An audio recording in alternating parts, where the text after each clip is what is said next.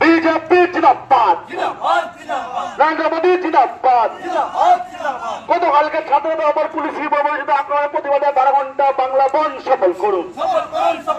রাজ্যের মহিলাদের ওপর নির্যাতন এবং অশ্লীলতার প্রতিবাদে 12 ঘন্টা বাংলা বন্ধ সফল করুন। রাজ্যের মহিলাদের ওপর নির্যাতন এবং অশ্লীলতার প্রতিবাদে 12 ঘন্টা বাংলা বন্ধ সফল করুন। পশ্চিমবঙ্গে নারীদের মান সম্মান ফিরিয়ে আনতে বিজেপি রাজপথে লড়ছে, লড়বে। দোষীদের অবিলম্বে শাস্তি দাবি বিজেপি রাজপথে লড়ছে, লড়বে। গতকালকে ছাত্রদের ওপর পুলিশি বর্বরচিত আক্রমণের প্রতিবাদে 12 ঘন্টা বাংলা বন্ধ সফল করুন। রাজ্যের মহিলাদের ওপর নির্যাতন গোটা হরিশ্চন্দ্রপুরের মানুষ জানে, তার সাথে সাথে আমাদের সমস্ত পশ্চিমবঙ্গের মানুষও জানে যে তৃণমূল সম্পূর্ণ লাঠি সোটা দাদাগিরি করেই ক্ষমতায় টিকে আছে। আজকে সকাল থেকে সারা পশ্চিমবঙ্গে এমনকি হরিশ্চন্দ্রপুরেও স্বতঃস্ফূর্ত বন্ধ দেখা গেছিল, কিন্তু তাদের গুন্ডা বাহিনীরা রাস্তায় নেমে লাঠি সোটা নিয়ে জোর জুলুম করে দোকানগুলোকে খুলিয়েছে।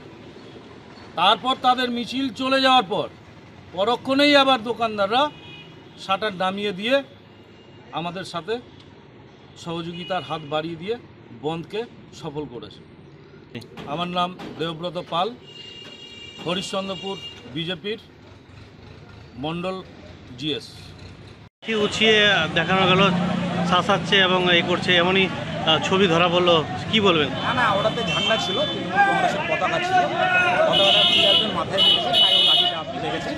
বন্ধ স্বতঃস্ফূর্তভাবে হচ্ছে, মানুষকে সেভাবে কিছু বলা হচ্ছে না। আমাদের একটাই উদ্দেশ্য, কেউ কাউকে যেন জবরদস্তি করে যেন বন্ধ করতে না পারে। আবার কেউ যদি বন্ধ মানে সেটা জবরদস্তি করে আমরা পুরোনোর পক্ষ নাই। তবে হরিশ্চন্দ্রপুরে আমরা সকাল থেকে যা দেখব, সমস্ত দোকানপাটে যে আপনি দেখছেন গাড়ি ঘোড়া স্বতঃস্ফূর্তভাবে চলছে। নাম পড়েছে জিয়াউর রহমান, সভাপতি হরিশ্চন্দ্র ক্লাব ওয়ান। বিজেপির কর্মনাশা বন্ধের প্রতিবাদে আজকে আমরা রাস্তায় নেমেছি। কর্মনাশা বন্ধ আপনারাই জানছেন যে একটা বন্ধ মানে হাজার হাজার কোটি টাকা লস। মেহনতি মানুষ, খেটে খাওয়া মানুষ এবং দোকানদার যত আছে, বিজনেসম্যান যত আছে, গাড়ি ঘোড়া যত আছে, একটা দিন বন্ধ হওয়া মানে মানুষের রুজিরুটিতে টান দেওয়া এবং ভারতের অর্থনীতিকে পঙ্গু করে দেওয়া।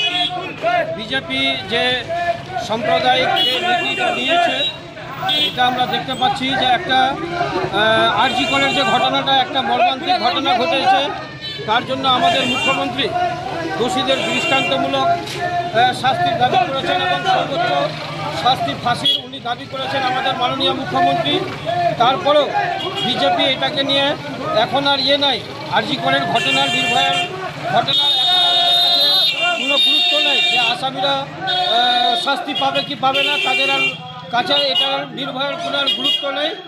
ওরা 2021 সালের বিধানসভা ভোটে পুরো মন্ত্রিমণ্ডল ডেলি প্যাসেঞ্জারি করেও আমাদের তৃণমূলকে হারাতে পারেনি, মমতা ব্যানার্জির দলকে হারাতে পারেনি। রেকর্ড সংখ্যক ভোট নিয়ে উনি পুনরায় দ্বিতীয়বারের জন্য ক্ষমতায় এসেছেন। 2024 সালের ভোটেও আপনারা দেখলেন, 2024 সালের ভোটে নরেন্দ্র মোদী আমাদের সারা দেশের মধ্যে 7 থেকে বেশি জনসভা আমাদের পশ্চিমবঙ্গে করেছেন। তারপরেও পশ্চিমবঙ্গের জনসচেতন মানুষ যে বিজেপিকে উৎখাত করে দিয়ে তৃণমূলকে রেকর্ড সংখ্যক আসন দিয়ে মমতা ব্যানার্জির প্রতি আস্থা পশ্চিমবঙ্গের মানুষ রেখেছেন। বিজেপি যখন দেখতে পেরেছে যে ভোটের মাধ্যমে আর ওরা ক্ষমতা দখল করতে পারবে না, এই জন্য ওরা একটা মানে সিদ্ধান্ত নিয়েছে যে হুক অ্যান্ড কুক কীভাবে মমতা ব্যানার্জিকে উৎখাত করা যায়।